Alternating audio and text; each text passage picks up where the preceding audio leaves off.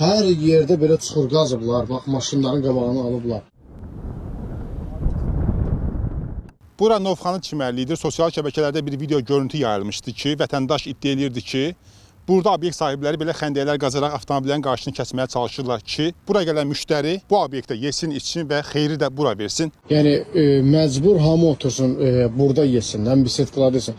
Bəlkə mən bisetkalarda yemək istəmirəm. Qardaş, bəlkə mənim bisetkada yeməyim, içməyim yoxdur. Bu deyilənlər nə qədər doğrudur? Həqiqətənmi vətəndaşın dediyi kimidir, yoxsa başqa səbəb var? Həmin o səbəbi araşdırmağa gəlmişik. Yəni bu xəndəklərin qazılma məqsədi səbəbi nədir? Bura maşınla girirlər əraziyə, uşaqlar burada çimir, oynayırlar. Kimisə uşağa maşın vurmasın, eləməsin. Ya ona görədir məqsəd, yoxsa belə başqa məqsədi yoxdur. Girirlər burada, içirlər maşınla, burada fırladırlar, masketlər gəlir, girir. Baxmada uşaq da rahat oynayır burada. Burada voleybol stadionumuz olur, hər şeydə. Yəni ki, bu hamısı cəmaatın özü üçündür ki, Təhlükə olmasın, hə? olmasın da ona görə. İstəyən var, maşın saxlayır, düşkə.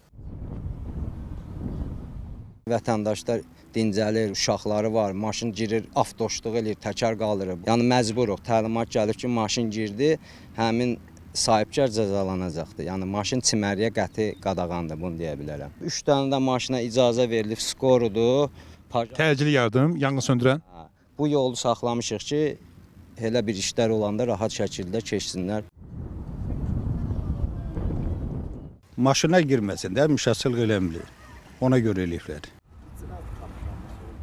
Maşınlar gəlir, girir dəniz qırağına, nə istirahət eləyə bilirsən, nə bir şey, bisetkanın arasından gəlib keçirlər sürətli.